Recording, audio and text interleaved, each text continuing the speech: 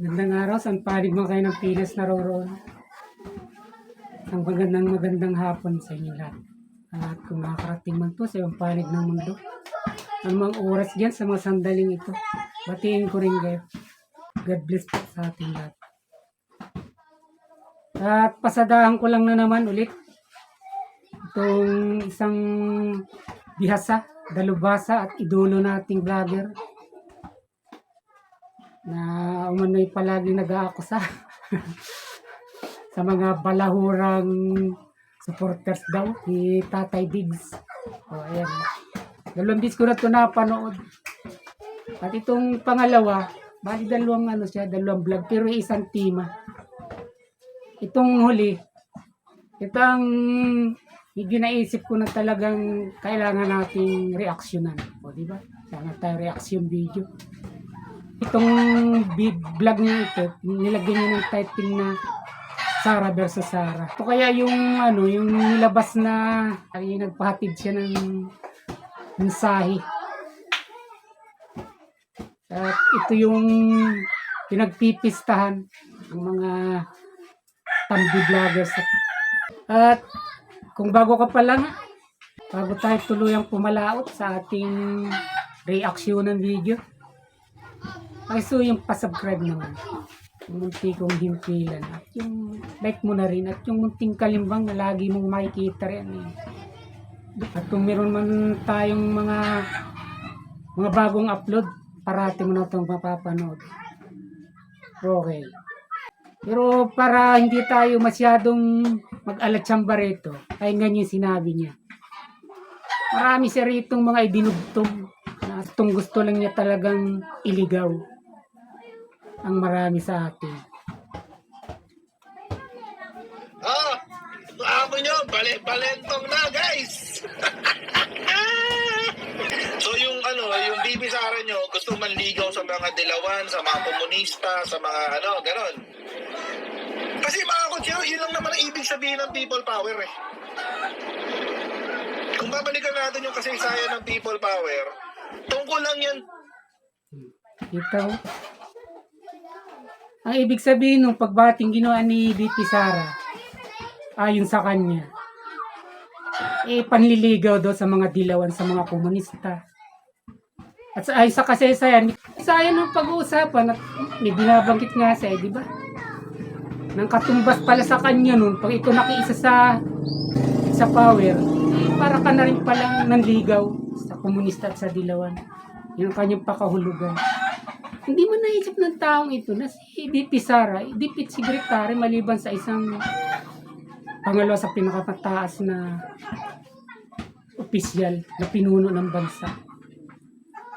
Tapos kinukumpara niya kaya na kumbaga noon kinontra niya, tapos ito bigla niya pinabura. Kahit nagkapalpak-palpak man ang mga taong nasa likod niya, yung sila na ang maupo.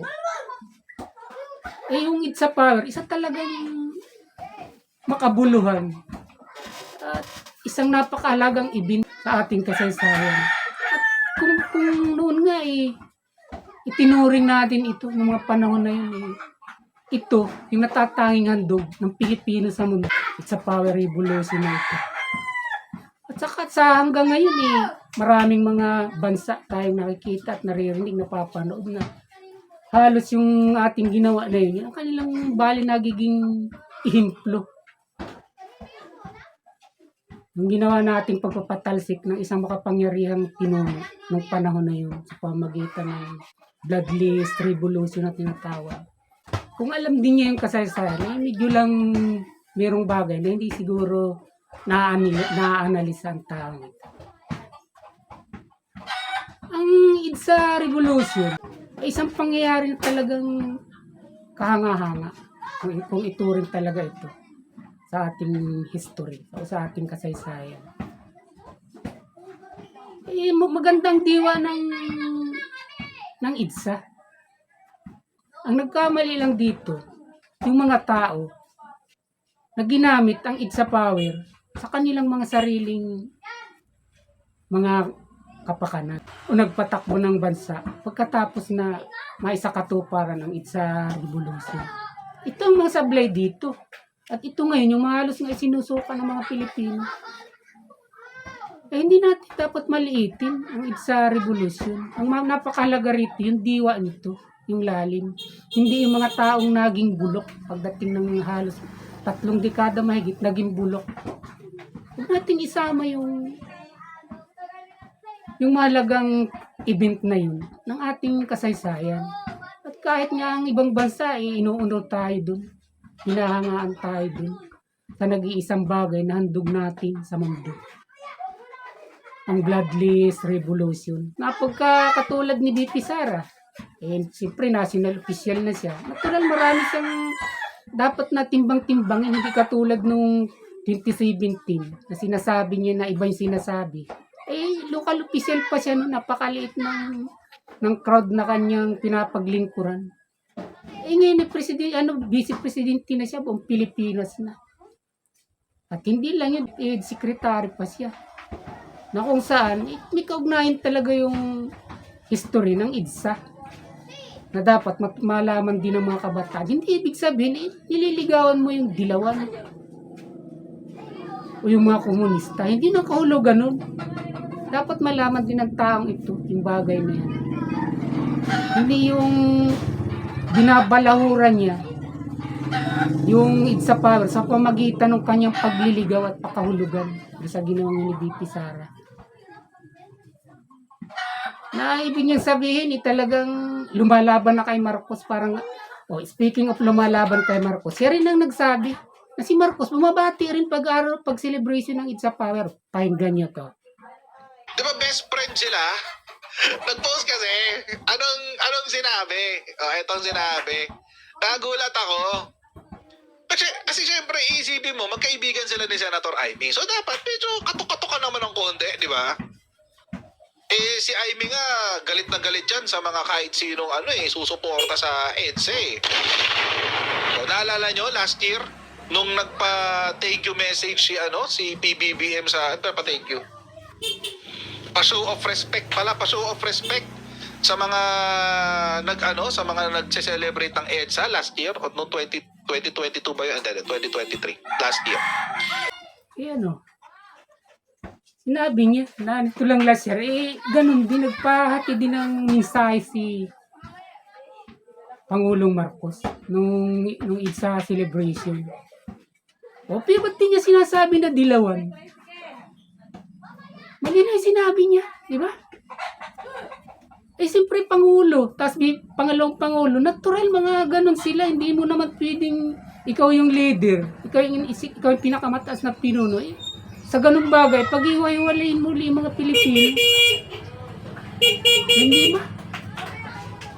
Nung si BP Sara ang nagpaabot ng mensahe, binabatikos niya at pinupunan niya na nililigawan yung mga dilawan. Kung ito magiging basya niya, hindi ba si Marcos dilawan na rin? Dahil si Marcos nga, dami ng mga dilawan na ina-appoint. Ba't hindi niya yung pinupunan, hindi niya yung binablog? At hindi niya sinasabing nililigawan yung mga dilawan at mga komunista.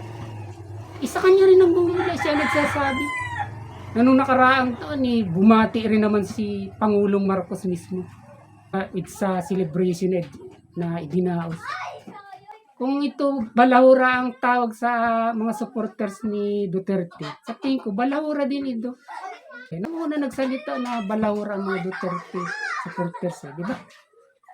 Ibalik natin sa kanyang pagkabalahura pagkatapos itong mga kanyang mga pahayag na ito sa kanyang mga vlog. At saka ang malino na katotohanan, yung dami ng ina-appoint ni Marcos sa panahon ito sa kanyang administrasyon na dilawan. Isang halimbawa, si Senator Raprito. Ba't hindi ka sinasabing dilawan ito? Ba't hindi sinasabi na nanliligaw na rin sa dilawan?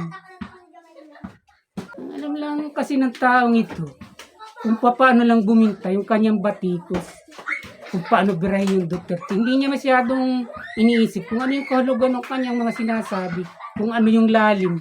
At alam din siyang kasaysayan ng EDSA. Pero yung lalim at diwa, hindi niya alam. Parang hindi niya masyado iniisip. Anong pinaglalaban niya? Kung halimbawa naroon na siya sa Marcos, dati naman Duterte siya. O anong lakas ang makuha mo sa taong ito? nabalimbing din tapos ang lakas mag-akusa ng bumabali-balintong daw si Sara. Siya rin dati Duterte siya. Siya rin mismo nagsabi, napanood ko sa vlog niya. Sabi niya no, pinagtatanggol ko si Duterte, si Digong, para akong tanga noon. O ngayon, nasaan ka na? Nasaan ka na ngayon? Ang i-vlog mo, kung ano yung magandang bagay na ginawa ni Marcos, na pwede mong sabihin sa mga Duterte supporters. Wala namang ibang itinatagwid at pinapabot. Yung mga magandang bagay na ginawa ni Duterte. Yun ang dapat mong gawin. Hindi yung nawahanap ka parati ng butas na sablay naman. Katulad yan, no? Sasabihin mo nililigawan yung dilawan. Ba't kay Marcos di mo sabihin na nililigawan yung dilawan? Ang daming ini-appoint na mga dating dilawan.